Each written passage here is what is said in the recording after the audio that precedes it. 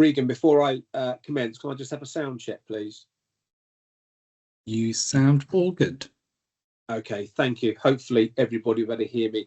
Good evening, everyone. My name is Jason Ty, Assistant Chief Fire Officer with Bedfordshire Fire and Rescue Service. Before we begin the Wholetime Firefighter engagement session, I would just like people to note that this session is being recorded, and the recording will be made available online for anybody who would like to watch it again or was unable to join us this evening live. I'd like to extend a warm welcome to all of you attending Bedfordshire Fire and Rescue Service online engagement event. It's fantastic to see that over 200 people have joined us this evening. I will be joined this evening by several of my colleagues who will be presenting throughout the session. They will introduce themselves as they speak. A number of my colleagues are on duty, so please bear in mind that they may need to respond to operational calls. Bear with us if that's the case, and we'll make sure that we put in replacements to give some updated information. The aim of tonight is to give you a comprehensive overview of the recruitment process, including various selection stages that applicants will need to progress through. You will also hear from colleagues who will provide insight into the training course, fitness requirements, the role of a firefighter, our duty systems, and other essential information. Thank you to everyone who has already submitted questions. We will address as many as we can during the session. If you have any additional questions, please feel free to add them in the chat box, and we'll do our best to respond to those questions. There'll also be time at the end for any further questions, and a copy of the questions and answers along with the session recording will be uploaded online afterwards. Before handing over to my colleagues, I encourage you to make the most of the information shared this evening. The recruitment process is both challenging and rewarding, and the guidance that you hear tonight may prove invaluable. For those of you that choose to apply and progress through the process, I wish you the very, very best of luck. Before I hand over, I'd also like to express my gratitude to the recruitment team who have put together this session and for their hard work in organising this evening's events. So that's it from me, and I'll now hand you over to our Head of Prevention and Protection, Area Commander Rob Hewlett.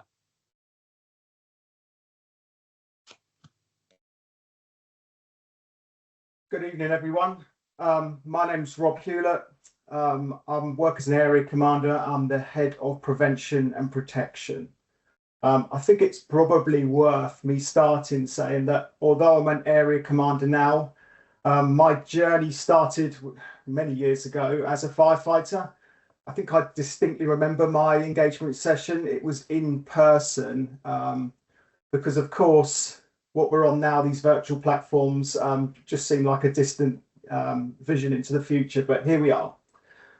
So I'm going to just go over our mission and values. So in Bedfordshire Fire and Rescue Service, we have a powerful mission, working together to keep people safe. It's simple, direct, and it captures what you're potentially stepping into. A team effort dedicated to protecting people, places, and the communities we serve. The role of a firefighter is not just a job. You're entering a profession built on trust, professionalism, and service. To help guide everything we do, we have 4 core values. These values aren't slogans, they're expectations, they're behaviours, and they're a promise to the public and each other. First of all, we are accountable. We act transparently, we take responsibility for our actions. The communities we serve expects it, and we expect it of each other. Second, we've got your back. This is a team sport, whether you're on station, out on a prevention visit, or responding to an incident. You support the people around you, and they support you. It's about safety, inclusion, and solidarity. Third, every contact counts. Every knock at a door, every conversation at a community event, every interaction at a challenging incident, they all matter. Each one helps people understand who we are and what we can offer. You all make a difference in moments that might seem small to you, but for people you interact with, I guarantee you they won't be small to them. And finally, we dare to be different. We encourage innovation, challenge, and fresh thinking. You're joining a service that wants you to be thinking of big ideas, creativity, and you're having your own perspective. Standing still isn't who we are. Together, these values guide how we prevent fires and emergencies from happening, how we protect the public and properties, and how we respond swiftly and effectively when our communities need us most. You're part of something bigger as a firefighter, a values-led organisation that puts people first, uses every interaction and opportunity to make Bedfordshire safer. Our values, courage, integrity and teamwork is what we're about. So once again, welcome. For those of you that move through the different stages and into the training academy, I'm excited to see the impact you make, and I'm excited to watch you grow, learn and become the next generation of Bedfordshire Fire and Rescue Service. Thank you, and I'll now hand over to my colleague. Evening, everybody. My name's Peter. I'm one of the officers here with the Bedfordshire Fire and Rescue Service, and I'd just like to give you an overview of who we are as a service. So we employ just under 600 people, which is a mix of the operational staff, but also the support staff, all of those people who are vital to making sure that, everything works as it should do. That's from workshop staff, training and control room staff that support us and do absolutely vital work. We operate from 14 fixed locations across the county, and this is a mix of 5 whole-time stations which operate a 24-hour shift, so 24 hours on and then 3 days off. There's also 1 day crew station who provide whole-time firefighters during the working week and on-call firefighters during the evening and at weekends, and the rest of the sites are all on call. The 5 whole-time stations of Kempston, Bedford, Stopsley, Dunstable and Luton each have a specialism. So Kempston has animal rescue and heavy rescue as a specialism. So if you go there, you would get involved in that. Stopsley has hazardous materials incidents as their specialism. Bedford has water rescue. Dunstable has technical rescue, so things like rope rescue and working at height. And Luton has our high reach appliance, the aerial ladder platform. As a whole-time firefighter within Bedfordshire Fire and Rescue Service, you could be posted to any of those stations and the day crew station at Leighton Buzzard. And at any point during your service, you could be moved from station to station based on service need. So what I'm going to do now is pass you on to Mike King, who's going to talk to you further about the role of a firefighter.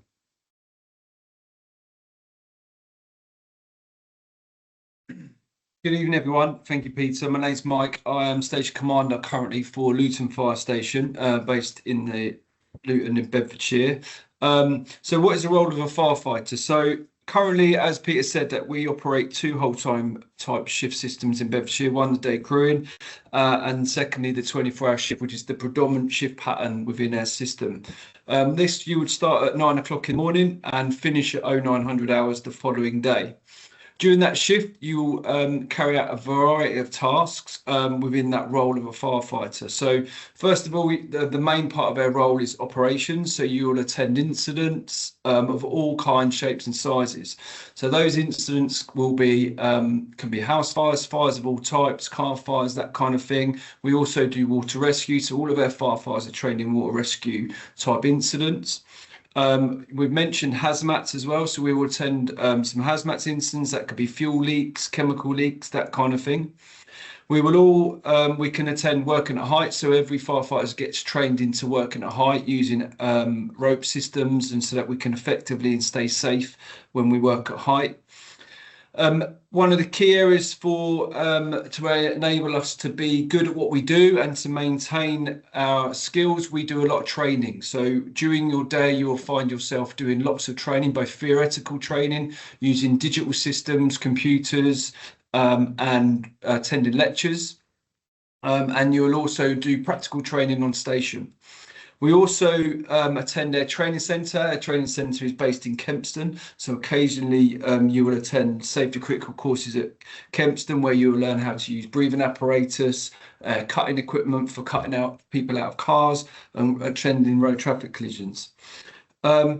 We do see some bits that the general public, don't want to see. So you need to be resilient to coping with that kind of stuff. We offer lots of resource and lots of support, but within that role, we will see that kind of thing.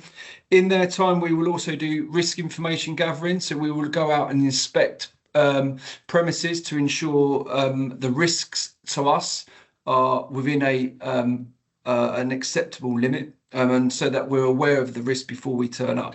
So we do a lot of information gathering throughout the time. To make us do all of that, we continue to do fitness training. So all firefighters need to be physically fit to be able to carry out that work. And then after that, we do quite a bit of administration work. So I would say 50% of our day is administration, and that can be in their prevention or protection roles. So in their protection roles, we will move towards where we work in a fire safety role, and we will visit most commercial premises to ensure that they meet the fire standards. So you'll get trained into understanding fire standards, and you'll be able to go out and inspect some of those premises and data gather so that we can then send them more fire safety inspectors out to look at the most severe. Within their fire protection role, a big part of your role is about how we protect the community.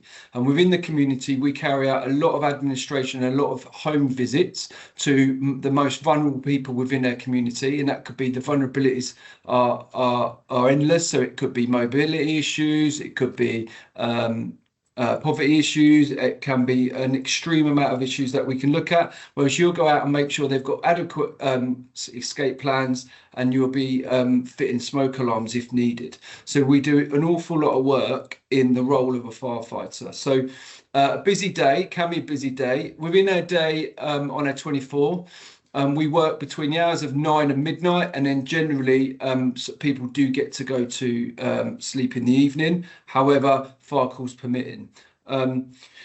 So what are the key responsibilities of a firefighter? So the key responsibilities and qualities that we require is we're looking for someone who's proactive. On station, we work in two environments. We work in incident ground, where you need to be able to follow orders, you need to be able to follow instructions and carry them out to a designated task in an efficient and safe manner. So we need people that are going to follow instructions. Secondly, we need people that are going to be proactive. We need people that are going to be able to take information and within reason work under their own esteem, and they're going to need to work under their own decision making. So you need to be a good decision maker. We need to, as I said, that we need to make sure that you maintain your fitness levels. The work of a firefighter it can be stressful, and it can be quite demanding on the body. So we need to make sure people maintain their fitness.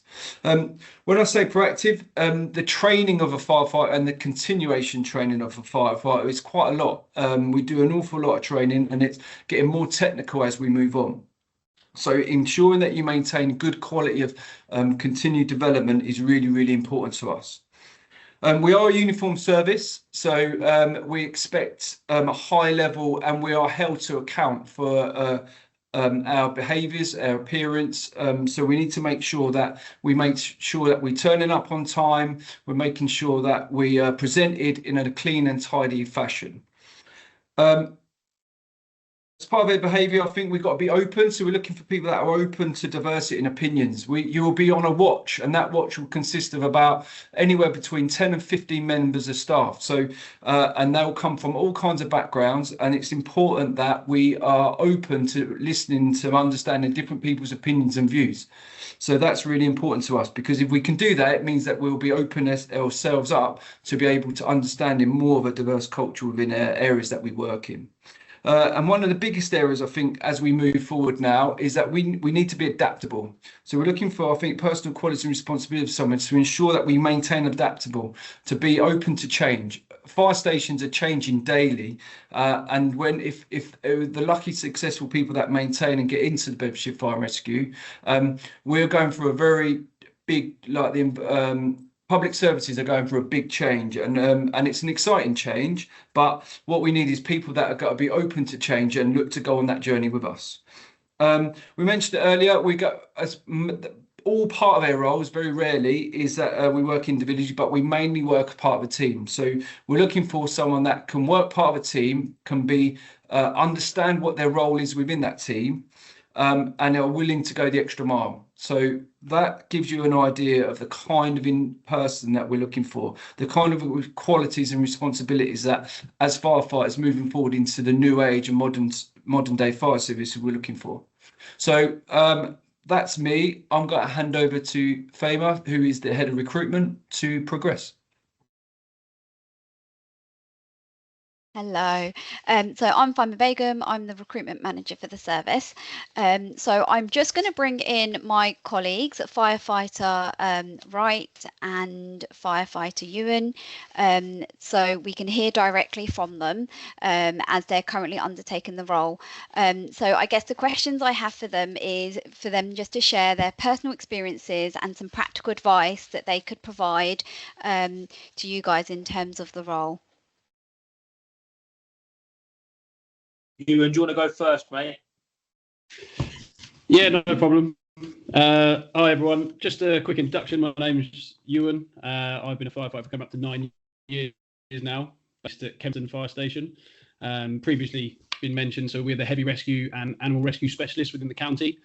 So that's what we deal with, as well as the standard incidents and stuff that we go to, fires, water, working at height. We specialise in those. I tried multiple times to get into the fire service. It took me nigh on 8 years to be successful and get into Bedfordshire. And you will hear, I'm sure, from Connor and anyone else that you speak to, and the people on this call would probably agree that it is the best job in the world. It comes with its pros, it comes with its cons. We do see things that aren't normal for the normal community to see, and that's part of the role that you have to accept and be prepared for.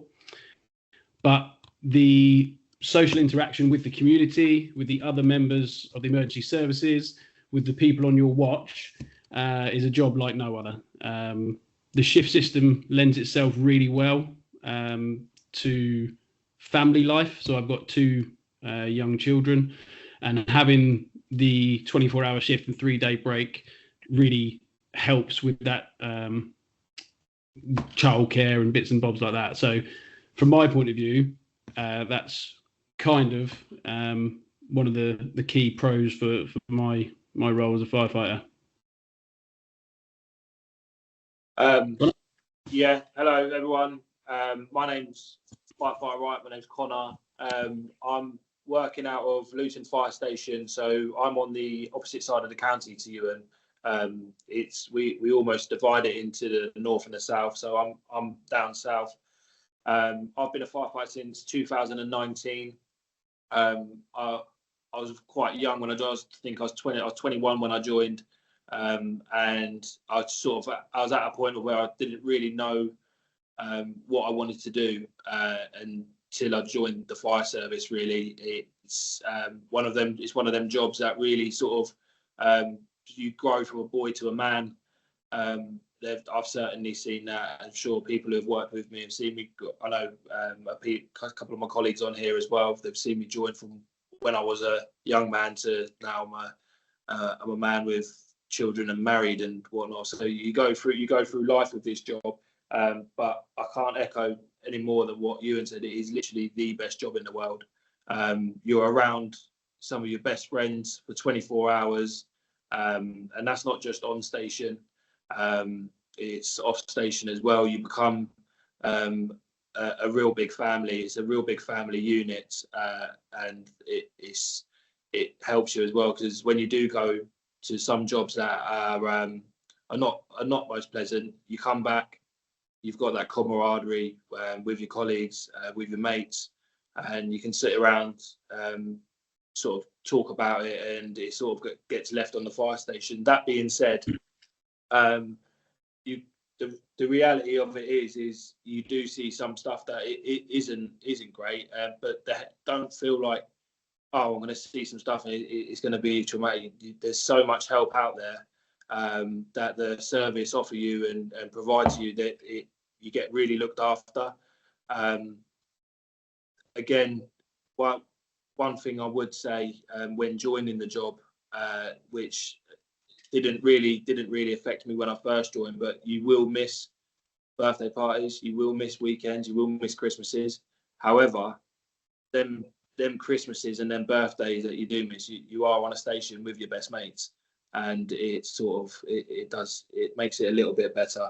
But other than that, it is the best job in the world. You've got to be fit. You get trained here. You get an hour's PT over a 24-hour shift, and again, you're doing it together. Everything's done together. I've seen one of the questions that have just popped up of what your sort of typical shift is looking like. So when you turn up at 9 o'clock, you get a briefing of what your day is going to look like, whether it be going out, doing training in the morning, prevention, home fire safety visits. So you get your day gets structured, and then the fire calls come in.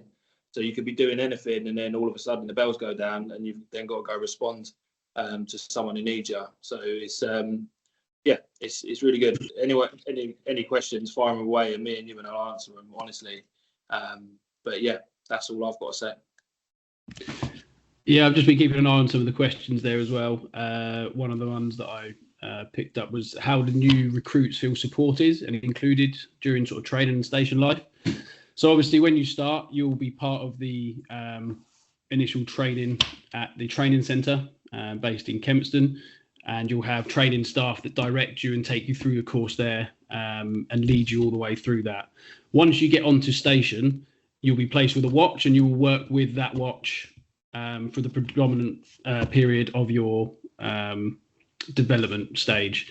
During that, you'll have a structured program to work through to hit certain bits of training to sign off to make sure that you're competent in those roles. To assist you with that, anybody on the watch will assist you. Anybody on the station will be more than happy to help, but you will get assigned a mentor on your watch, and that mentor will be your go-to focus.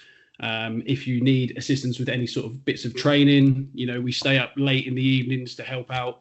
We train all the way through the shift if needs be to help you develop. And that mentor is there again for emotional support, practical support, theoretical support, whatever you need. If there's stuff going on outside as well, the service, the watch are there to support you. We also have occupational health available as well. So if there are fitness issues or anything like that you need flagging, then they can help with that as well.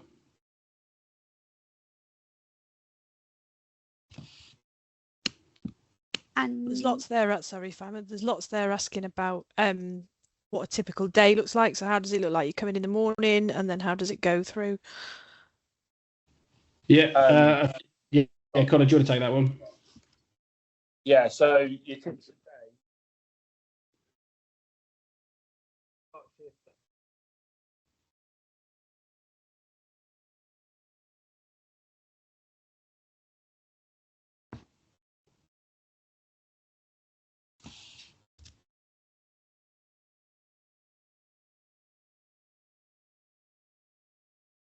Connor, I think we've just lost the sound there. Are you able to? Can you hear me now? Yeah, perfect. Sorry. Yeah, so we try and get here for about 7:30, 7:45. But obviously you don't start work until 9, so that's entirely down to you. We train together. We get ready for parade. So we parade at 9 o'clock, where the crew commanders and watch commander will give us a briefing for the day. We'll check the motors. So we've got at Luton, we've got 2 fire engines and an aerial platform. So you'll get given your riding positions of what you're going to be tasked with for the day. You check the fire engine to make sure it's operationally ready, make sure everything's clean, make sure the equipment's clean. So it's some of the stuff, the day-to-day stuff is quite mundane, but that's what it needs to be. It's quite routine. It's repetitive, but it needs to be that to make sure everything's working the same. And then when you get in your fire calls, you go out together, deal with an incident, and then come back and talk and just crack on with the day. Really, no day's the same, which is why I love it. You never get bored of it, because some days it's quiet, and other days you don't see the station, and that's what's quality about it. You just sort of running around town on blue lights. It's brilliant. It's the best. I see a question on the side as well. Personal qualities, looking for in a new crew member. It's an important one, and it's, you're going to feel you might be a bit daunted by the process of joining a group of people who've been working together for a long time, but we've all been there, okay?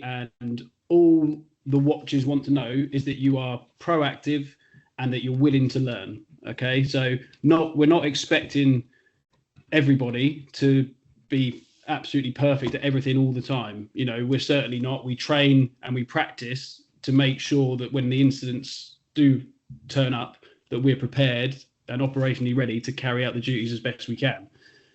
But as long as you are willing to put in the effort, staying up late, doing the training that you're required, willing to put in the extra mile, asking for assistance when you need it, that is the most important thing. So whatever, as long as you're willing and a team player, that is the biggest sort of attributes that we look for in people that work on our watch.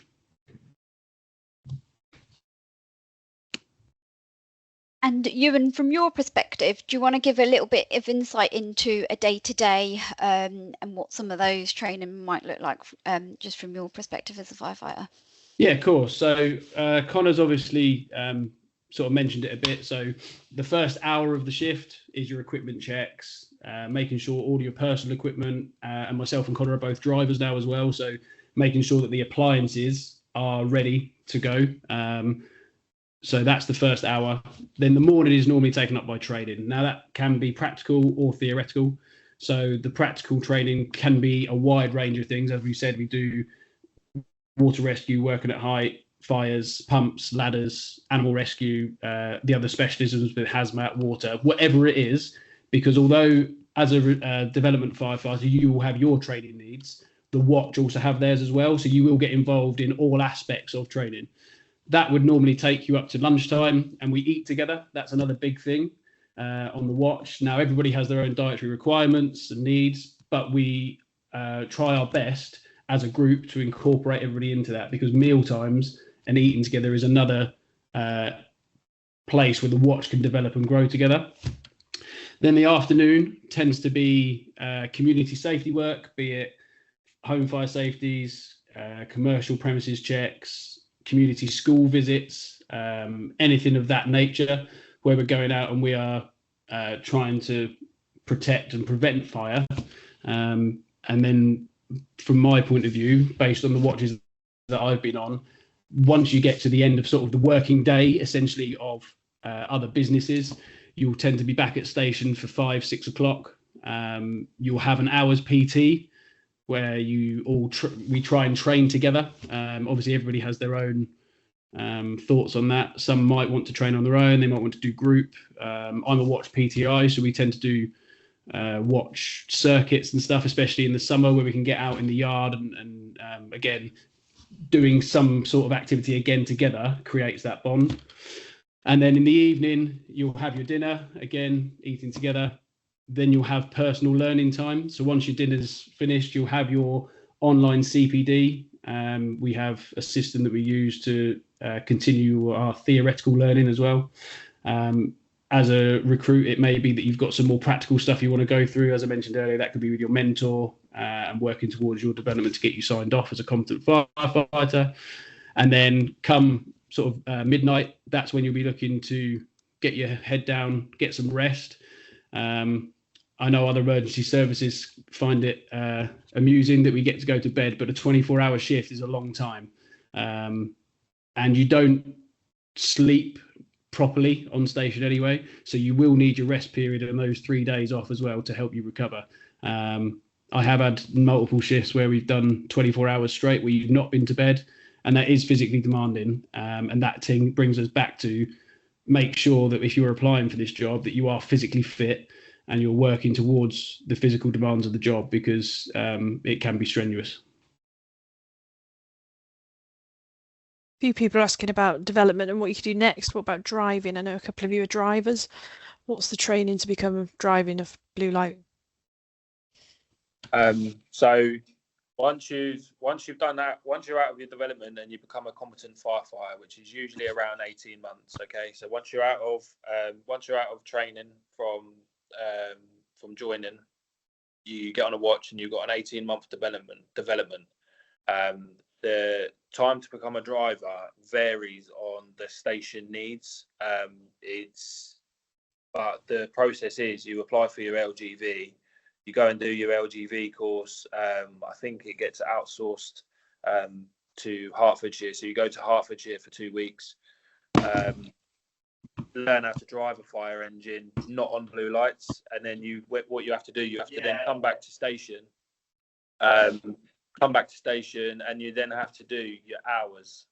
So I think it's around, to be honest with you, I can't remember the hours but it took me around 12 months to then go, okay, I'm on a blue light course. And then when you're on your blue light course, you're then there for 2 weeks. And it's probably, other than going into a burning building, it's probably a close second best part of the job, is driving a fire engine.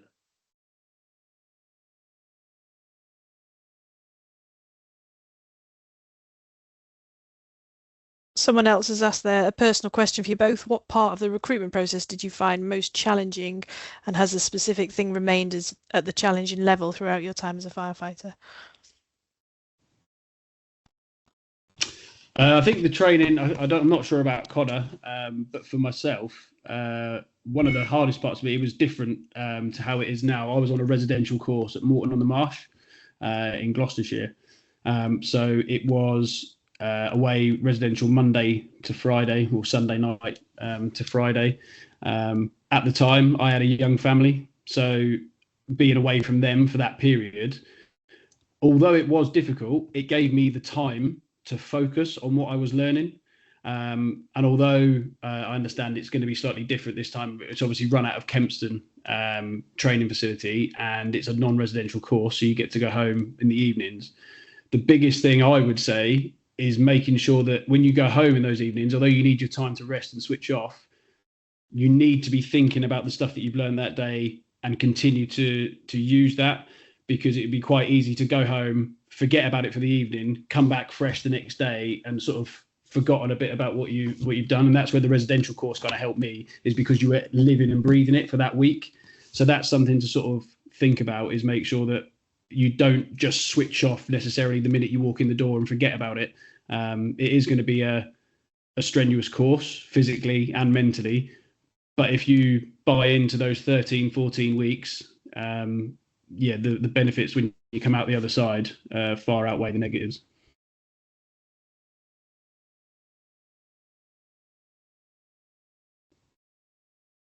And any mistakes that you made through the process or through the training that you've learnt from that you'd want to change going forward? Oh, plenty. I'd say, like, the thing is with anything, and the reason we practice and the reason we train, we all make mistakes, and the only way that you further develop those is working together as a team, preparing yourself further. So yes, you will make mistakes, and don't be fearful of making mistakes. Try your hardest, give it your all. But if you get something wrong, or you don't know something when somebody asks you the question, hold your hands up and admit it. There's nothing worse than standing on the spot trying to sort of blag the answer and making yourself look 10 times worse. If you don't know something, say that you'll go away, I'll find out, I'll get you the answer, or put in the extra training out of hours, either by yourself or with a mentor or with another member of the team, to get you where you need to be.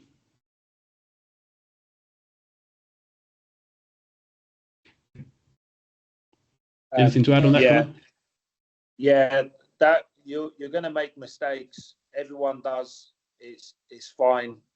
You're going to get not everyone's when you make a mistake, the watch is there. You're surrounded by a load of people who have already done the same thing, and it's gonna be a lot of laughs, and you laugh at them and learn from them.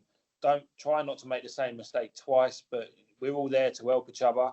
I wouldn't stress about making the mistakes. It's more the attitude that comes with it of recognizing you made a mistake and trying to rectify it, not to do it again. That'd be all I'd say is, and just when someone said about the thing that when you're going through the recruitment process, keep your standards high. Like we're a uniformed service. Make sure your shirts are fully ironed. Make sure you got your creasing. Make sure your boots are pulled up. It's little things like that. It's little mundane things that will just set you above the rest. And when you can do that, it then flow into your work ethic going forward throughout your career. That'd be my advice. Just keep your standards high and don't be afraid to make mistakes, but just be keen to rectify them.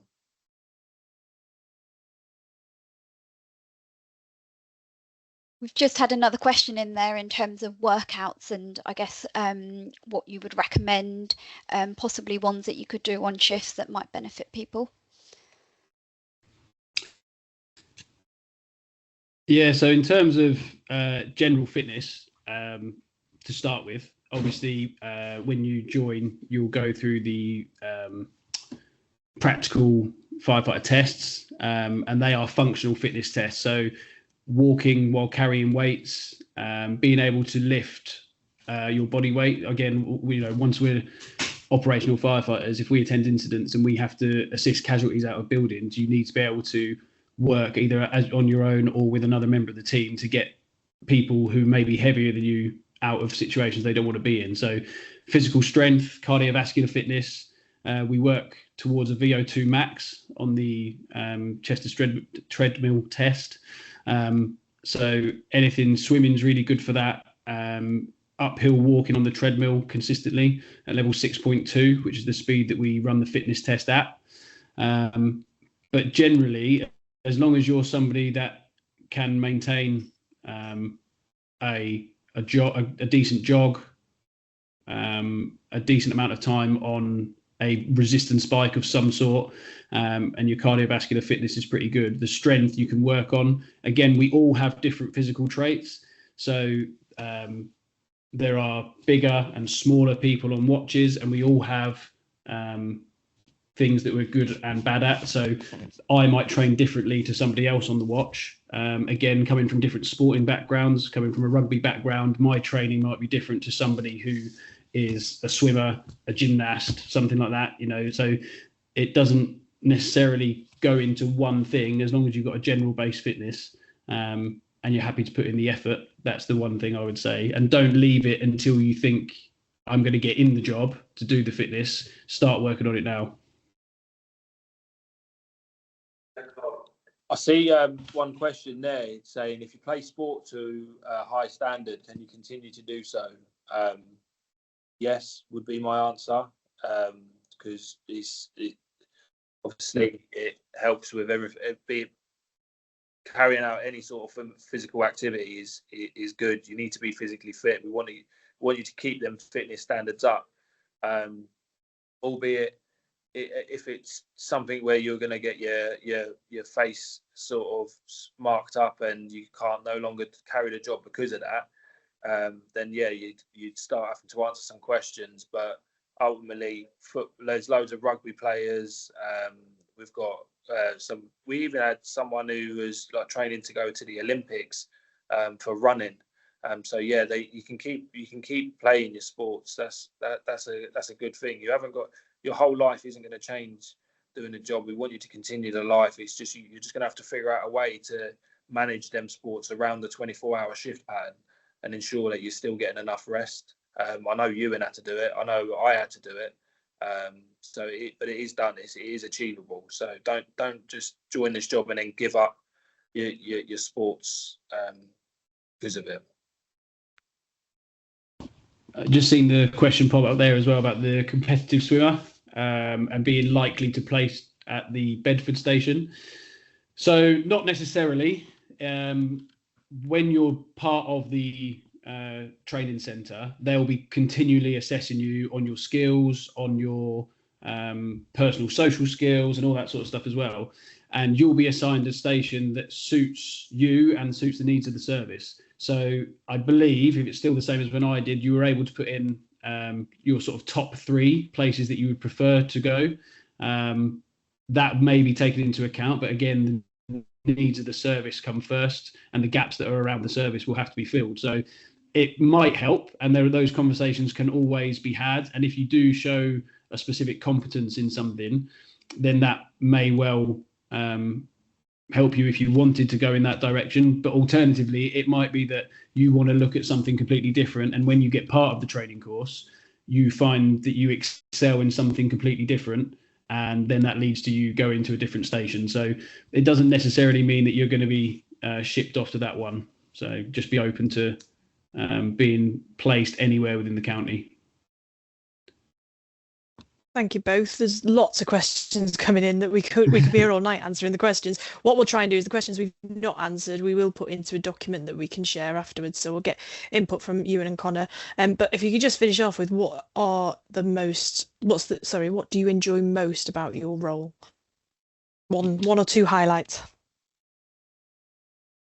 Yeah, I think between myself and Connor, we've probably mentioned it a couple of times, but the camaraderie and the team feeling that you have working with those people. Obviously, you work with the same watch every 4 days. I've been with my watch now for near 9 years, and you do become like a family. I know it's a cliche, but we do hang out with each other outside of work. We do socialise. We have a great time at work. So the people I work with, and not just the operational staff, the people that are on this call and that work back of house and stuff as well, that keep us operational, like the people are second to none. The other bit I enjoy about the role is, although it comes down to helping people, but when you turn up as a firefighter, it's probably the worst day of the person's life who's had to call you, but they're always pleased to see us. And that's where we differ slightly from some of the other services. They don't always get the warmest welcome. We as firefighters, because of the way that we act and that we hold ourselves in the community and what we do for people, we're held in quite high esteem. So again, bear that in mind when you're applying for the job, that there will be expectations and standards you have to hit to maintain that. But enjoy the fact that you're in a service to be proud of, really. Yeah, I'd echo that 10 times over. The best part of the job for me is driving the fire engines and being able to have the skills and training to run into a burning building and be able to help people. There's no buzz that will ever come close to it. And yeah, if that doesn't put you off, then it's definitely something to consider, because it is the best part of the job. It's awesome. Thank you both so much for answering all those questions. Like Helen said, we haven't had a chance to cover all of the questions, but we will put them into a document and share them along with this recording. Just before we go for a short break, I just want to open the floor to my other operational colleagues on this call. If there is anything that you would like to add, anything that you would like to say in terms of your experiences, any hints and tips or guidance that you can provide, we'll be more than happy to share those and then go for a short break.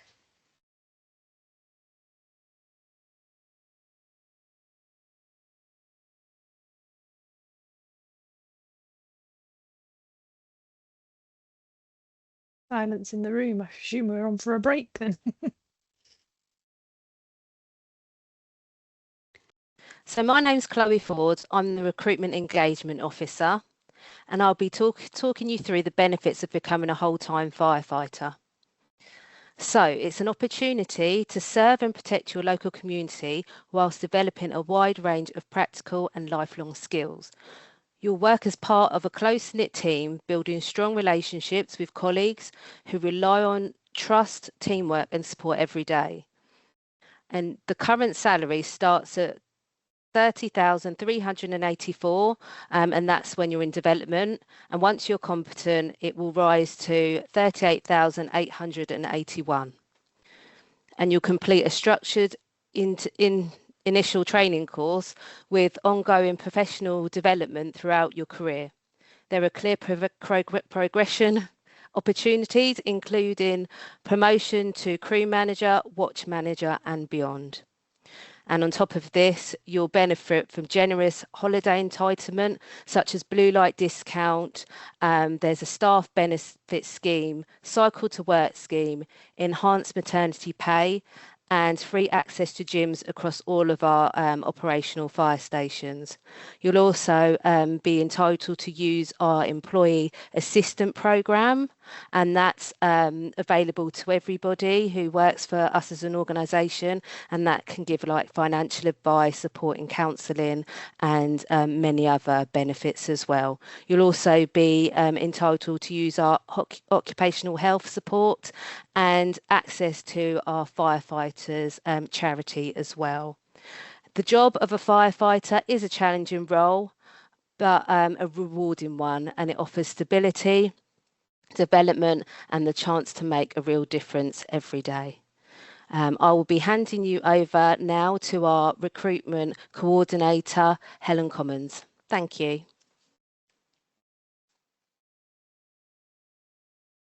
Thank you, Chloe. I'm going to talk you through the actual process. Lots of questions in the inbox about this, so hopefully we cover as many of them as possible as we go through it.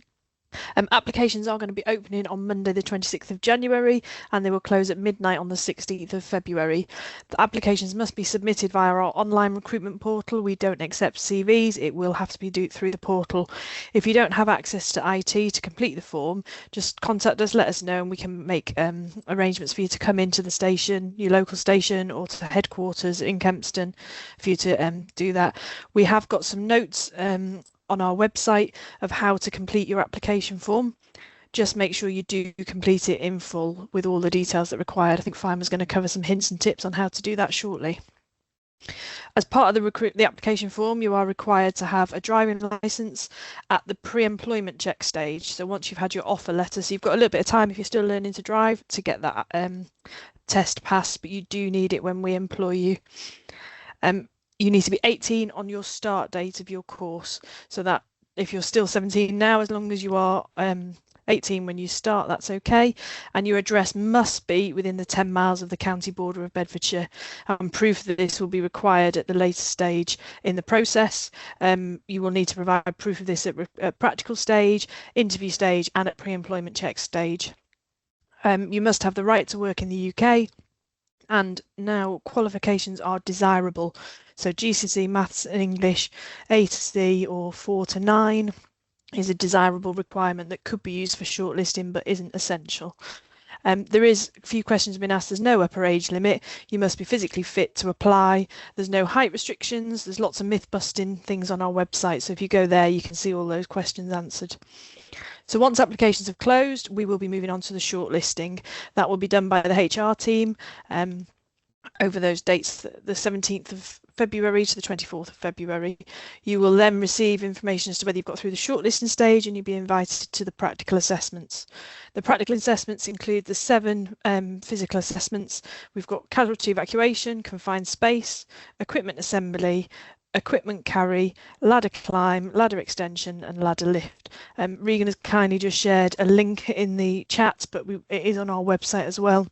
We've got some really useful videos there for you to look at. There will also be a literacy and numeracy test, and this will be undertaken as short written tests, and they are designed to assess core English and maths skills. If you are successful at this stage of the process, you will then be invited to your formal interview and a problem-solving assessment.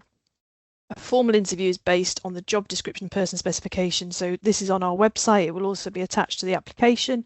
Do read it, make sure you meet all the criteria on there, and cover as much as you can in that interview.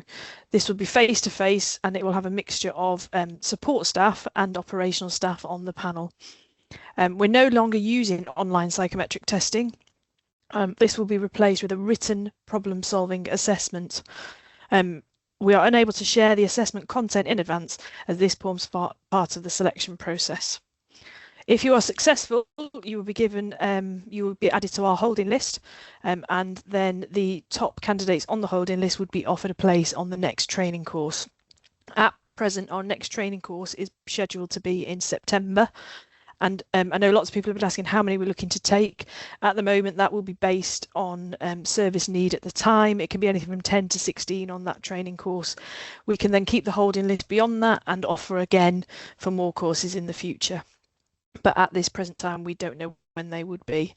As part of your pre-employment checks, you'll be required to have a right to work check, disclosure bar in service check, a DBS check, driving license check, and 3 years of reference checks. So we are looking to fill the 3 years. So in your application form, you need to make sure that you put where you've been working, if you've been travelling, if you've not been working, why you've not been working, just to cover that 3 year period for us to check what you've been doing. We can get personal references for gaps where you've not been working. You will then move on to medical checks, and that will include an eyesight check. The requirements for this are in our frequently asked questions on our website. You can have a spirometry test, a hearing test, a drugs and alcohol test. You will also then complete your fitness testing, which is, I know Hayden's going to talk more about that shortly, but the fitness test is a chest to treadmill walking test and a hose running exercise. Again, videos for this can be found on our website. Just to confirm, applicants must be able to attend all dates on the process. We won't be holding any other dates for alternative dates. And if you fail any stage of the process, you won't be invited back to retake the tests. So there's a lot of information there in a short space of time, but hopefully we've covered off a fair amount of the process there, and anything we haven't we'll cover in the questions afterwards. I'm now going to hand back over to Fima for her to continue with some hints and tips for you. Thank you, Helen. That's really useful. And I know a couple of people have said, am I within the 10-mile border? If you're unsure and you want to know if your address is currently in or out, you're more than welcome to email us directly, recruitment@bedsfire.gov.uk, and we can check that against our internal mapping system. So we're more than happy to do that. So hints and tips. So one of the things we find really useful is research about Bedfordshire Fire and Rescue Service and understanding the role. So you need to have a good understanding of what we do as a fire service and a good understanding of the role. Hopefully you've picked up many helpful hints and tips throughout this session already. We would recommend that you go through our website to find out more about the service, the role, and this will really help you decide if this role is for you. We have lots of information on our Wholetime Careers page, case studies on there from current firefighters as well, and information in regards to the expectations within the role. So I think that would help you decide, you know, is this role for me, and if you want to pursue. So just in terms of when we do go live, so Helen's just mentioned we do go live on Monday the 26th, which is next week. Once that advert is out, before you apply, we recommend that you review all the information before submitting, read through the information thoroughly, make notes in terms of what the criteria is, gather information about yourself, so in terms of your employment history, any previous employment, in terms of start and end dates, any gaps, and make sure you've covered those off within the application form. We'd avoid any vague statements. You need to make sure that you do provide examples within some of those sections where you'll be referring to the person specification. And to just make sure you've gathered all of that information in advance. When you are answering some of those questions, we'd recommend that you maybe do that on a separate document and you can copy and paste into your actual application form. One of the other things in terms of common mistakes, people often rush to submit. There's no rush. You don't need to submit on the same day. Make sure you've thoroughly reviewed your application form. And then once you have submitted, make sure you have received that confirmation email from the system. Often people will say, I did apply, but haven't actually submitted, and they didn't receive a confirmation email. Once that deadline passes, we're unable to reopen applications. So just make sure that you actually have received a confirmation email. in terms of that. Helen has already mentioned that we have got some videos online. These are really useful, the online practical assessment videos. They include our assessments that you'll be undertaking on the day of the practicals. They also cover our Chester treadmill test and our hose running assessment as well. They're really important because they give you some insight into what those assessments are going to look like, so you don't turn up on the day and you can familiarise yourself, so you're not turning up having no idea in terms of, okay, what am I going to be asked to do? It does give you some insight in terms of what that assessment will involve. Just in terms of the numeracy, the literacy and the problem solving, so in terms of preparing for those, we would say that it's recommended that you look at some maybe past papers around numeracy, literacy, maybe functional skills, just really familiarising yourself with some basic calculations, reading and understanding information, and just thinking about how you can do that within a under timed conditions, because sometimes taking assessments can be quite stressful, so just practicing doing some of those. So for like numeracy, we'd say look at basic calculations such as addition, subtraction, multiplications, division, look at percentages, fractions and simple ratios. Interpreting, it might be information from graphs, charts and tables, applying maths to straightforward practical problems, and making sure that you're calculating with accuracy. And then for the literacy, it's just around reading and understanding written information, following written instructions, identifying key information within the text, writing clearly, and thinking about just spelling, punctuation and basic grammar. In terms of the written problem solving exercise, you might find it useful to practice activities that involve spatial awareness, understanding and applying rules, logical sequencing, and working accurately under timed pressure, so they will be timed, and then reading instructions carefully and just checking through information in terms of those. And then when it comes to doing the interview, it's really important that you have a look at the job description and person specification. Our recruitment and selection process is based around the job description and person specification. Think about some of those common questions that you might come across, and think about how your skills and experiences align to those.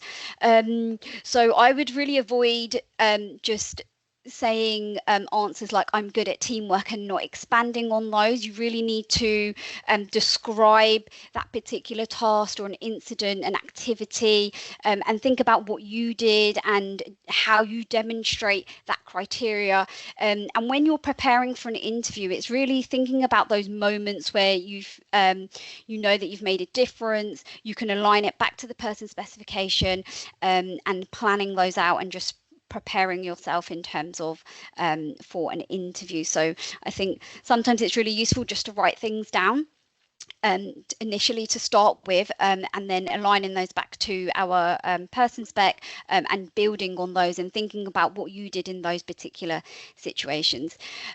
Speaking clearly and confidently about your experiences, sometimes it's useful just to read out loud. You can do it with a family member or a friend, or if you don't have anyone, you know, if you're in a room, then just speaking out loud, and whilst you're preparing, sometimes it helps you in terms of reviewing some of the things that you've done when you do say them out loud, and then going back to some of your answers in terms of actually I think I could have said, or maybe I've missed out a few bits in terms of the detail. And then just thinking about a model, sometimes we look at the STAR model in terms of the technique, just it helps you in preparing. So when you're thinking about a situation, you're setting the context, what was that situation? And then when you're looking at the task, so explaining what needed to be done, you know, what were you doing in terms of then action? So what did you do? What did others do? And then explaining the outcome of that. in terms of, okay, what was the result, what was the outcome, and then reflections. Sometimes it's really important to reflect in terms of lesson learned, and some of those things that maybe you've taken forward into other situations, or you know, maybe from that particular situation things then changed because you were able to reflect on that. And it might not always be about that situation, it might be a personal reflection as well, because that's just as important in terms of your own growth. Some of the other hints and tips are around making sure your ID documents and proof of address are up to date. We will be checking these. So in terms of your address and living within the border, we'll be checking those at the practical stage, and you will be required to bring in ID and proof of that. So just making sure that, you know, simple things like your driving license has the correct address on it, and whether that is a full or a provisional driving license. Just making sure that all your documentation is up to date and you have the correct address and the documents that you require for the process. So I know we haven't been able to cover all the hints and tips. We've only just got a limited amount of time today, but hopefully if there are other questions, we'll cover those within the question sheet. I'm going to hand you over to Station Commander Hayden Littlewood, who's going to give you a bit more information in terms of fitness. Yeah, hello, thank you. So like it's been mentioned previously, the fitness tests are all online, so I'm not going to go into them individually and explain too much about them. You should know that there are a hose running, there's a casualty evacuation, there's equipment carrying, a ladder extension, ladder lifting and ladder lowering. So these tests are all available for you to see online. With these tests, you need to make sure that you can reach the required standard. You need to make sure that you're physically fit, able to do the job. Best way of doing this I'd recommend is to go to circuit classes so that you're getting an all-round level of fitness. You're getting cardiovascular fitness, muscular strength, muscular endurance, getting that whole package of the fitness for all of those things. A few people have been asking about dates, and if you, it was mentioned earlier that we're thinking about recruiting in September. So these tests are probably going to be running throughout the summertime, and you're going to be doing these tests wearing full firefighting kit. Now, what you have to remember with firefighting kit is that it keeps heat out, but it also keeps body temperature in. So you'll find that it's quite difficult, especially if it is a hot day and you're wearing fire kit. What you need to make sure is that you don't just hit that minimum level. You need to make sure that you're training so that you can exceed that minimum level that we're asking for. So think about those tests, practice running those tests, have a look online, do those tests. You're going to be doing full fire kit, you're going to be wearing boots. When we all go to the gym, most of us wear shorts, t-shirt, trainers, and it's really easy. Think about how we do it in fire kit. It makes it a lot more difficult. It makes your body temperature go up really high because you can't let that heat out and it can't escape. The tunic and trousers weigh 4 kilos, which isn't really heavy, but like I say, they keep the heat in. So your legs are going to be getting hot and sweaty. Your torso is going to be getting hot and sweaty. You have to wear a helmet, which weighs 2 kilograms. So most of your heat escapes through your head. So that helmet is going to keep all that heat in within the top of your head. The boots are really sturdy. They're not like Wellington boots. They are steel toe cap boots. And for some of the activities, you'll be wearing breathing apparatus, which weighs about 20 kilos. So all in all there, you're probably looking at about an extra 30 kilos. So when you're practicing and you're going to the gym and you're doing all your training, just think about added weight as well. So think about if you're running, think about what it would feel like if you were carrying 30 kilos on your back. Make sure that when you, if you're successful in your application and you come for your fitness tests, that you are really hydrated. And that's not just on the morning, but make sure building up to that so your body has high levels of hydration building up to that day. Like I say, they will probably be running throughout the summer. So be prepared that it could be a really hot day. You could be wearing a lot of equipment on your back.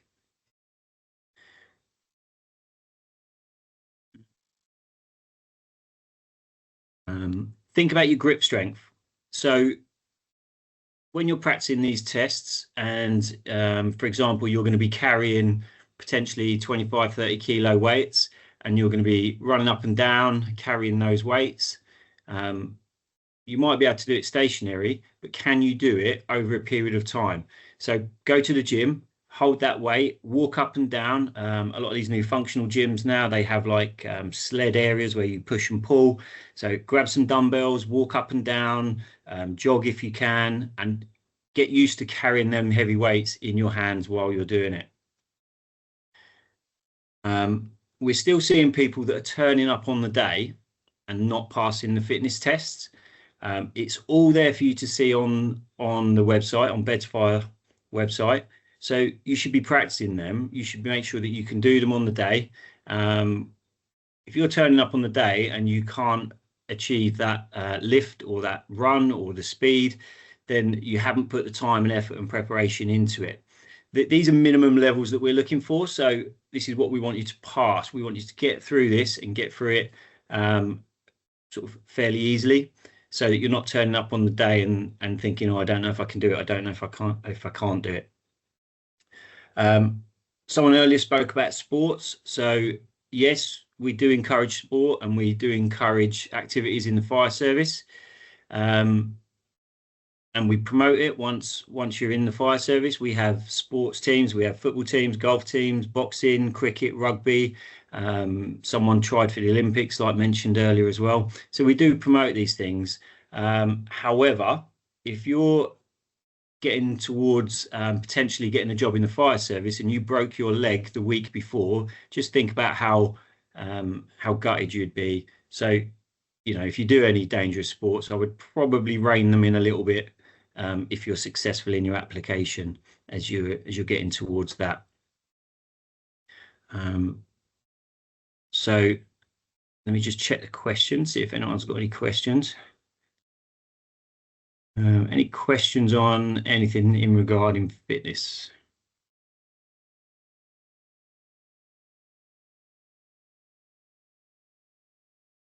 So any sort of medical conditions would need to be gone through a doctor. Obviously, I can't comment on individual medical conditions. That would depend on the severity, how long you've had it, and things like that. So that would be down to a doctor. Bleep test. We don't do the bleep test in Bedfordshire.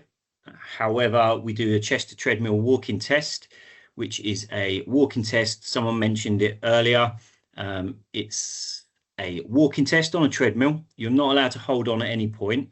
You have to walk at speed 6.2 kilometers an hour. That speed stays consistent for 12 minutes. And what happens is every 2 minutes, the incline goes up 3%. So after 2 minutes, the incline goes to 3%. After 4 minutes, it goes to 6%, and so on. So by the time you get to the end of the test, you're walking at 6.2 kilometers an hour up a gradient of 15%. So most people go, oh, that sounds easy, because the speed is very fast. You're not allowed to hold on, like I said, and actually by the end of the test, you're walking up a very steep hill, and you'll find that your back hurts and your calves are aching, because most people just generally aren't used to walking up hills that are that high at that fast.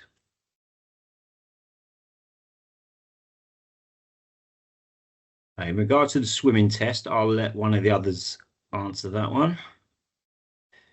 I confirm that the swimming test is a 50-metre swim on your front crawl. Must be a confident swim in an unspecified time, and then just tread water at the end for up to 2 minutes. So in regards to people that get injured, so firefighters, we have a range of support for us. We have occupational health department, which can help us, which has an occupational health nurse, a doctor, a fitness advisor. We also have the firefighter charity, which is a charity, and in the fire service we all try and do, you may have seen firefighters out doing silly activities or shaking buckets or station open days, and we collect money for the firefighter charity, and that is available to assist anyone in the fire and rescue service, not just firefighters. So it could be operational, non-operational staff, and also the families. So if you've got a child that was injured, then they could use the facilities as well. Would doing the chest test with weights help further? Not necessarily, no. I'd suggest just doing the chest to treadmill test initially. If you can pass it, just keep practicing it. Make sure that you can pass it with ease. If you're getting to 10, 11 minutes and struggling, just keep practicing, because we find we do the chest to treadmill test yearly as our annual fitness test. And the older you get, it gets harder every year because age doesn't help. So we just keep practicing it. It is a weird test because, like I say, unless you go out walking over mountains, you don't tend to walk at that speed up hills. So just keep practicing the test and make sure that by the time your fitness test comes around, that you can do it with ease.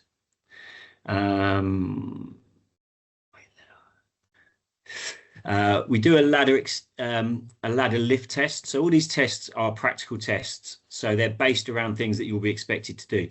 So the heaviest ladder we have in a fire service weighs around about the 100 kilos mark. Now we put that up in a team of 4, and it equates to, when the ladder pivots on its heel, it equates to about 35 kilos for the 2 people that are lifting it. So the test that we do makes sure that you can lift 35 kilos above your head. And like I say, that is a minimum requirement.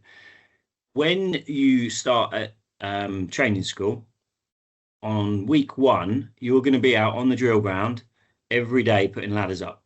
So that test that you've just done, 35 kilos above your head, you're going to be replicating that 10, 15, 20 times a day. So just lifting it once above your head and going, yes, I've done it, that shows that you can do it, but you need to be able to do it again and again and again. Because what you don't want to happen is by the end of day 1 that you can't lift the ladder because your shoulders are fatigued. So you need to keep practicing that. So again, I would go to the gym. First thing to do, lift 35 kilos above my head. Then go on the treadmill, do the chest to walking test, then go and lift 35 kilos above my head. That's the sort of program that I would suggest that you do in the gym, is that you keep a bit of fitness, bit of weights, back on the treadmill, lift some more weights and that kind of thing. Just keep replicating those tests throughout the session. Hertfordshire, not sure what Hertfordshire's is. You'd need to look at theirs.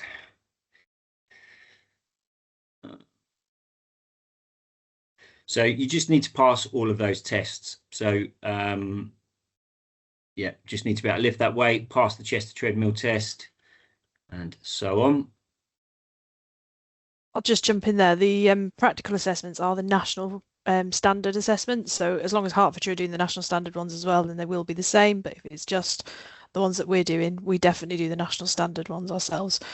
But as Hayden said, check out what Hertfordshire do as well, because I don't know 100% what their tests are.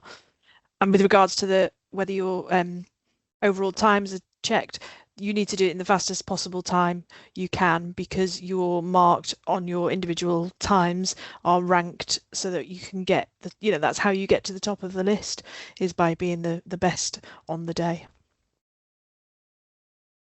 In terms of what people fail on, it really does vary. There is no kind of set thing. We see big guys turn up, they look like really strong, really muscly, they put the fire kit on and they have to run up and down and they struggle because they don't do enough cardio, and putting the fire kit on makes them really hot and it just drains them. It just saps the energy out of you. And then with the ladder lift, for example, it's not about size. We see all sorts of people passing and failing that because their shoulder strength isn't enough. So, I can't stress enough, you need to make sure that you're good at all of these tests. Otherwise, you won't get through. The treadmill test is not in firefighter uniform. That is in gym wear, so shorts, t-shirt and trainers. One of the tests we have started doing now is the hose running exercise. So that's running 6 lengths of hose out in 8 minutes. So that is another test that is done in fire kit. I don't know if there's any tips Hayden's got because I've never run out of hose, but whether he's got any tips for running out the hose. So the running out the hose, for anyone that doesn't know, it's basically we have the hose that lies flat along the floor, and it's 25 meters long, and you have to roll it up once and then run it out so it's flat again, roll it up, and so on and so on. So make sure that you have some good flexibility in your hamstrings and your back, because you're going to be bent over with your hands down near the floor for about 8 minutes. So you need to make sure that you've got good flexibility in the hamstrings and in your lower back. And again, you're doing that with a helmet on your head, which is sort of heavy. It's pulling your head down. And so just making sure you practice those things. The equipment assembly test. So that isn't really a fitness test. That is a sort of a mind dexterity type test. So you'll be given a piece of equipment and it will be shown to you. It will be explained what you need to do, and you will have a list of instructions to follow in a certain amount of time. So practice following instructions. Practice, imagine sort of building a IKEA furniture, that kind of thing, and it's like, right, put A, B, C and D in a logical order to complete that test. That's the sort of thing it would resemble. Any more questions on there?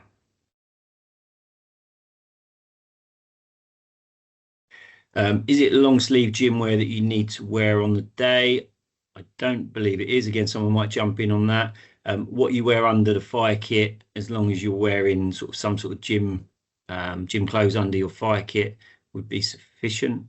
Yeah, somebody else asked before about what you need to turn up in. We have had people turn up in suits and jeans and all sorts and then go and get changed. You don't expect us to do that. We do accept that on the day you can turn up in the gym gear that you are going to be wearing. What we would say is for interview stage, that's where you need to come smartly dressed and present yourselves well, but you won't get marked down for coming in your gym gear for the practical assessments. Okay, any more questions on fitness?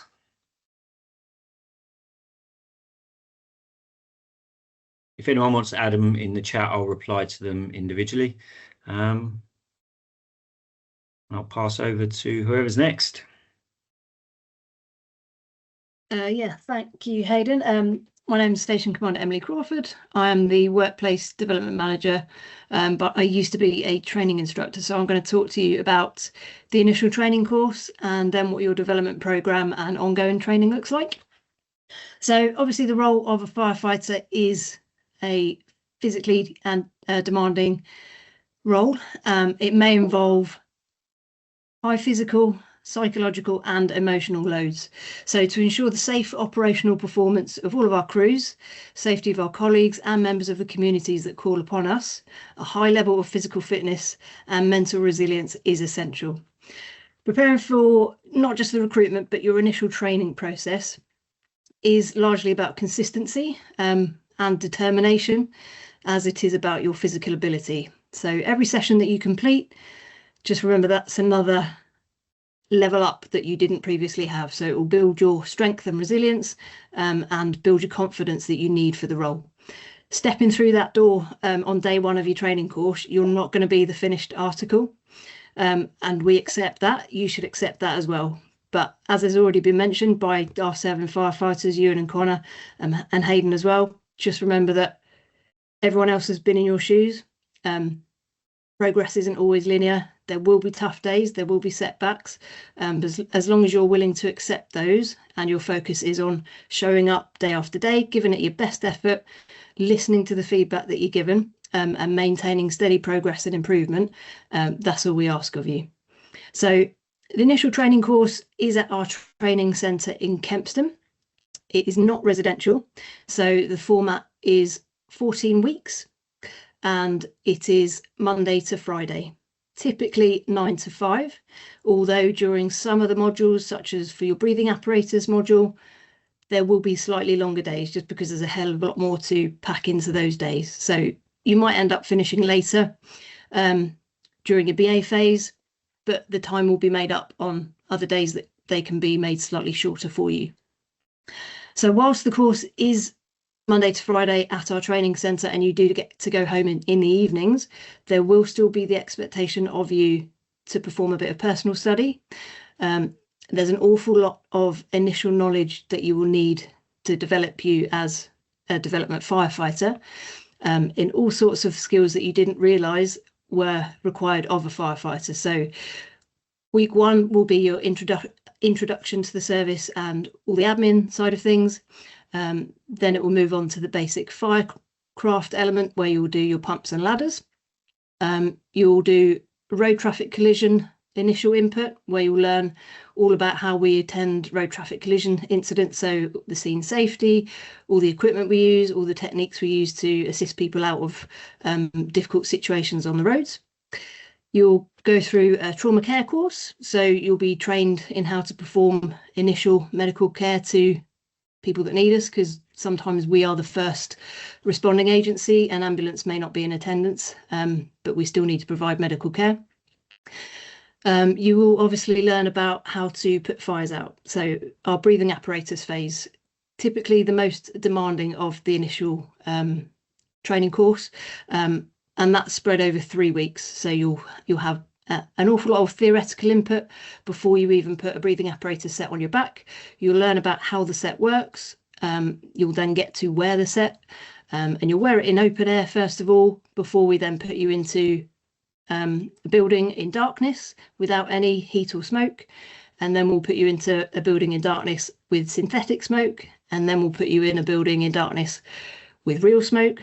Then we'll introduce you to fire. We'll teach you about fire behaviour and how you can learn the science of fire itself, and then how you put it out. And that phase and all the phases in your initial course are progressive. So day 1 of your breathing apparatus week, you'll be walking, and at the end of the course of that component, you'll feel like you're running. So it's all progressive in difficulty level. We then have our sort of specialist rescue components that you'll complete. So you're working at height initial input, your water first responder input, and your hazardous materials input, so learning how to deal with any sort of chemical incidents that we might encounter, so decontamination of people that have been contaminated, use of our chemical protection suits. So all of our initial training, we do throughout that training course expect you to adhere to our core code of ethics and our professional behaviours, and all of those are listed on our website, so you can become familiar with those. But the key sort of elements of that really is that you are demonstrating dignity and respect for one another, for yourself, and for our training team. That you're a team player. That's really important, and it's already been mentioned. You, as an individual firefighter, can't do your role without your colleagues around you, so you do need to be a team player. We expect you to respect continuous improvement, so just striving for the best that you can be, being trustworthy, being inclusive, and remembering to put our communities first, because at the end of the day, that's why we all are in the job. We're there to serve our communities as best we can, and we don't pretend about the standards that we expect of you. They are high standards for the reasons that we've already sort of spoken about. It's a safety critical role. When the communities call on us, we are the last line of defence, so we need to know what we're doing, and we as a training team and the rest of the service entrust you as firefighters to be able to do your role competently. So that's the initial training course. And I'll come back to a few questions on that have been raised shortly. Once you've completed your initial course, you will throughout the course have probationary reviews with your training instructors, and if at any point there are needs that need to be addressed in terms of your development not progressing as it needs to, they'll be addressed by your training instructors. So you won't get to the end of your 14 weeks and come find out that you weren't successful in any component. Any of those issues will be raised as you go. So if you struggled at the working at height element, for example, and you didn't quite meet the standards needed there, it will be addressed at that time, so you know what you need to continue to work on. Assessments during your initial training course, they will be performed throughout, so there'll be continual observation of your practical performance. There will be some written final assessments in certain components. There will be assessments via our e-learning platform, which we use, so that's LearnPro. And if you're doing LearnPro assessments as an initial recruit and through your development phase on station, you will be given a service issued iPad. And on that iPad, which you can take home and use for your personal study at home outside of the course hours, you'll be able to access sort of e-learning modules to help you with your revision, additional study, and to perform some of those digital assessments. It's worth noting that whilst some of the assessments are written, we acknowledge that people do have different learning styles and neurodiversities. So if you know that that is applicable to yourself, make it known. There's no shame in it, and we embrace the fact that people are different. And if we're aware of any needs that you might have, we can cater to those needs. So don't shy away from making it known. If at the moment you're not diagnosed with anything, but you think there might be a learning need, it might be worth checking that out now, so that you can get the most out of your initial training, and we can support you as best possible. So going out onto station after the initial training, you'll be allocated to your watch, and you'll then be given a development program to work through, and that's over a 24-month period, but typically people get through it in sort of 18 months. It really does depend on how much work you want to put into it. So you'll be deemed a development firefighter until such time that you've completed all of the development program in full. So the 14-week training program prepares you to go onto station as a development firefighter. And once you reach station as a development firefighter, it then becomes a responsibility of your watch management, so your watch commander and your crew commanders, as well as all your colleagues that are firefighters, then to put you through additional training, local training, and basically get you ready for end point assessment at the end of your full development program, at which point you'll regroup with your training cohort, and you'll go through an endpoint assessment, which is sort of centrally assessed. And if at that point we've seen everything that we need to see on your progression on station of evidence that you've applied the skills you've learnt in your initial training at operational incidents and at training exercises, and you've passed the final assessment, then you'll be signed off as a competent firefighter. Once you're a competent firefighter, it's not, that's it, job done. You revisit training on a regular frequency. So depending on the skill, depends on how often you are expected to complete a refresher training on station with your watch.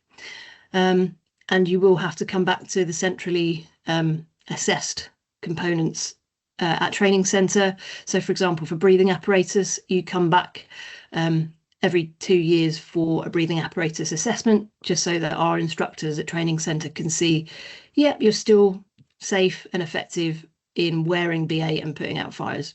And the same applies for, as a work at height operator, you'll come back and do a refresher assessment under our training instructors at training centre, so they can see you using the working at height equipment safely and effectively, and you'll get your requalification in that skill, and then you go back on station and do ongoing training. So that is kind of a whistle-stop tour of the initial course, your development programs, and ongoing training. I could talk all night about all the individual components, but a couple of questions that I did notice before the session.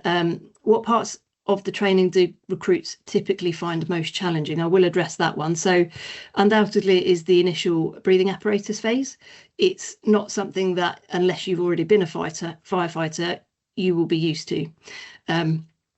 So you've already had the wearing a fire kit is quite hot, wearing a fire kit being quite hot, and then putting you into a box that is on fire is something that you will get used to.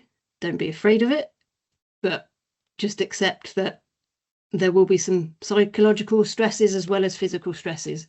So to prepare you for that, I would recommend being well rested and well hydrated, so that you're physically and mentally prepared for that element of it. and also looking out for your team. So you might be coping with everything yourself, but when you're wearing breathing apparatus, looking out for one another and getting through everything together is really important. Just having had a look at some of the other questions. Are you allowed beards for breathing apparatus? The answer to that is no. That is due to the testing that is required for the face seal. Another question around PPE during training. So when you start the training course, prior to joining, you will have been measured up for fire kit, and that's one of the first things you'll do on day 1 or 2 of the training course. You'll be issued with all your fire kit and your station wear, and it will be explained to you what you're expected to wear on what day for what session. But all the training will be completed in uniform that you're provided with. Question, are you allowed glasses? Yes, you can wear glasses. There is a certain level of prescription that's acceptable, which Chloe or Helen will have to clarify on, but that is included within breathing apparatus as well. So you can wear glass installs into your breathing apparatus mask. We've got plenty of firefighters that do that. Are you allowed long hair? Yes, as long as it doesn't impact on when you're wearing breathing apparatus. So you can't have any hair within where your BA mask would sit. Just going back to the glasses one, there is standards on our website. I can't remember off the top of my head what they are, but if you go to our frequently asked questions on the website, there is details about what the standards are there. Thank you, Helen.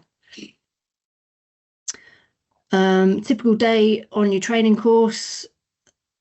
So as I say, it's not residential, so you will typically be expected to be standing on the parade line at 9 AM sharp, and that will be in your presentable parade uniform. So really nicely ironed shirts and trousers, bald polished boots, and you will be inspected and picked up on any faults that are noticed. And the reason for that is that if you can look after yourself and your personal equipment, we can then have faith that you will look after the equipment that's stowed on our fire appliances.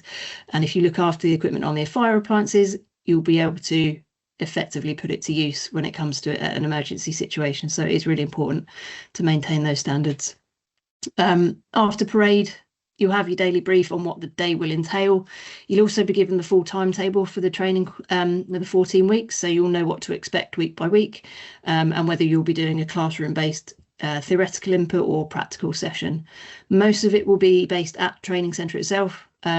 Some components such as water rescue, you will go off to off-site locations, so you'll be getting into the rivers or lakes or whatever, obviously, for that part. There's a question there about if you're Sikh, do you have to shave? Unfortunately, the standard for the service is that for safety critical, you do have to have a clean shaven face for the breathing apparatus. So as it's a safety critical thing, it is non-negotiable on the bid. Thanks, Helen. So yeah, I think that's all. Last question there, does the training differ greatly from other brigades? So we follow national operational guidance in terms of the standards of each skill that we train you to. That's a minimum standard. So you might find that Bedfordshire does things slightly over and above neighbouring counties. That is because we do hold ourselves to a high standard, and we don't apologise for that. So you may find certain things are slightly different, but we reach the sort of minimum national standard. Plus, certainly within water rescue, we go above a lot of our neighbouring counties. Moustaches are okay. Just a question that your moustaches are okay as long as the seal is around your face. That's fine. Okay, I think that's everything. There are probably going to be more questions, but there is a Q&A session afterwards. So I'm going to hand back over to Fema for some final hints and tips.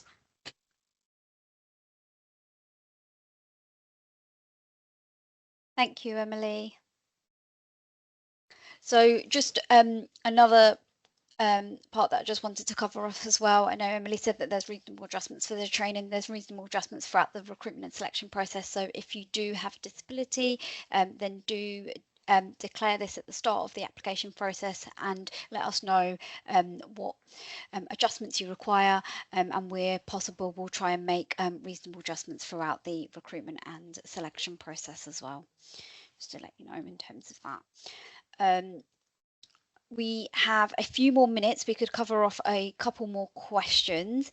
We won't be able to get through them all, and hopefully we can provide further information in the question and answer document that we provide at the end of the process. I'm just scrolling through now to see what we've got. There's quite a few asking about when the course starts. At the moment, we're anticipating that to be September 2026 for the first course, and then there'll be another course at some point during 2027, but that's not been agreed yet as to when that might be. Thanks, just Helen. Scrolling back. Are you paid during training? Yes, you're paid from day one. So you'll be on the training rate, development rate from day one, and then once you go to competent, you move up to that higher rate that Chloe mentioned earlier, but you can find those rates on our website. And I can see somebody asking about the dates in terms of the next stage. All the dates for the selection process you can find on our website. So the document that we had shared in the presentation, you can find those key dates on the website. So you can have a look at what those dates are. Just for the pre-employment checks, they're likely to be fairly soon after you get your results date. So that's, I think, mid-May. So if you've got to be 18, if you've got to get your driving license, those sort of things, I would aim for the end of May, particularly for the driving, because you will need that at pre-employment checks. Some people have asked about their address on the driving license. It is a legal requirement to have the correct address on your driving license. So you must make sure by the time you come to your practical assessments, which is the first time we'll meet you in person, that you must have that driving license document up to date. So if you haven't done it already, get that sent off now so that it is correct when you come. As I say, it is a legal requirement. You can be fined up to £1,000 if you're caught without it being correct. And it is a check we will do. We could also use bank statements, utility bills. The only thing we can't use is a phone bill, but we can use all sorts of utility bills that you've got just dated within the last 3 months for your checks, or council tax within the last 12 months.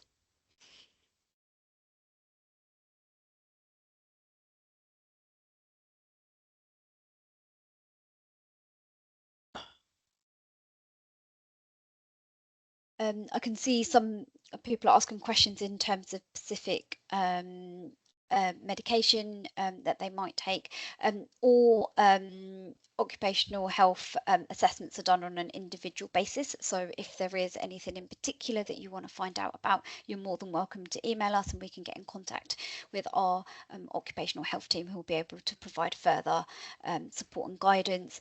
They are done on a case-by-case basis because everyone's situation varies.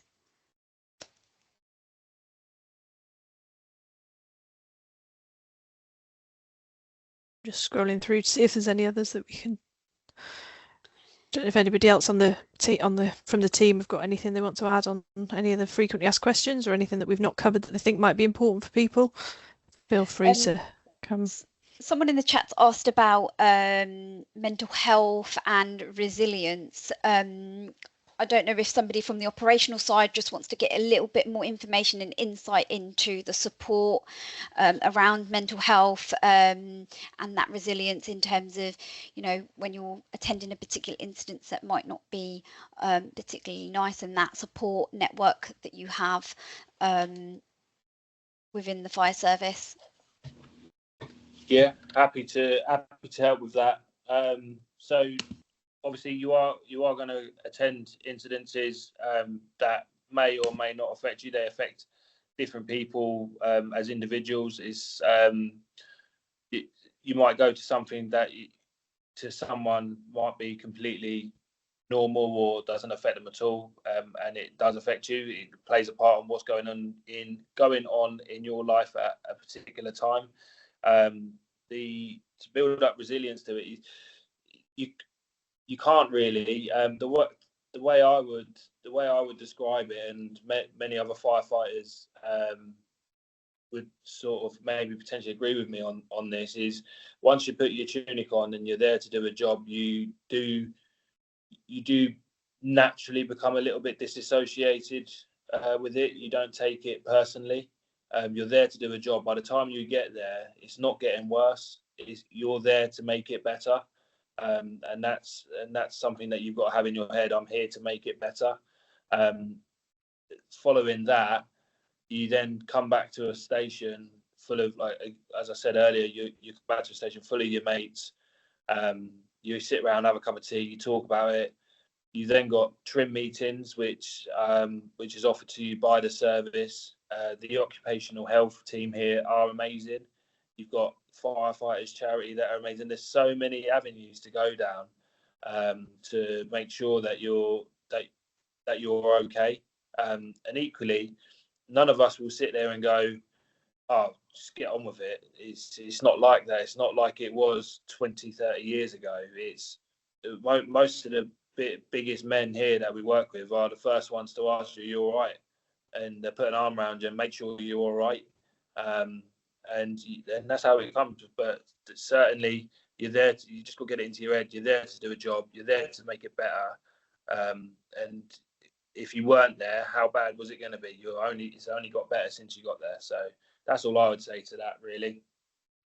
Yeah, I'm going to echo that. I don't think, in answer to the question, which was how can I improve my resilience, I don't think you can, to be honest, because until you've seen your first dead body, and some of them are in a bad way, you just can't prepare for that. And I'm one of the ones that Connor spoke about that's been in 20, 30 years. And what has changed is that these days, like 20 years ago, 25, 30 years ago, you'd go to a horrific incident and you wouldn't have the support there. It was kind of like, just get on with it. It's part of the job.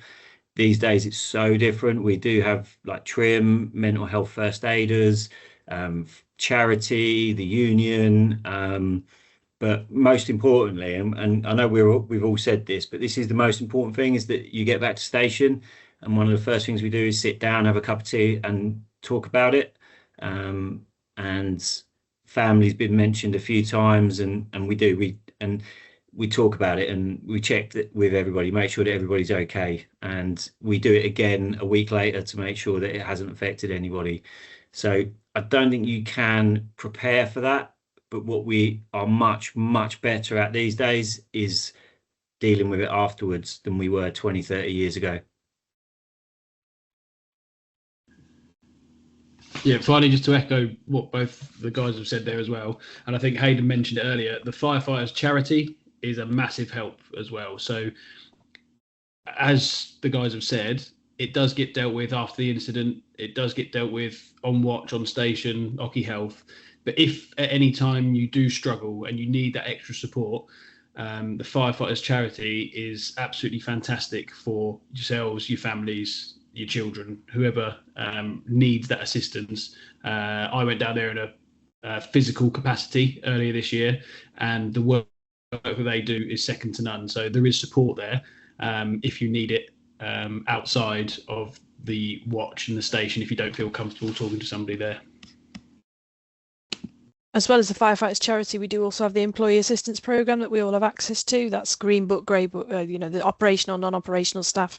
Everybody has access to that, as well as being employees by Bedfordshire Fire and Rescue Service.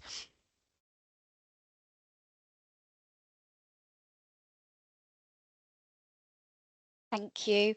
We've just run slightly over there, but thank you so much, everyone, for your questions and for joining the session today. Hopefully, we've answered most of the questions. I know there are some questions still outstanding, but we'll try and get them across to you guys as soon as we can. I just want to thank everybody on this call that's provided information, insight, and shared their experiences about the recruitment and selection process. We look forward to receiving your application on Monday. Like we said, there's further information on our website on the Wholetime careers page.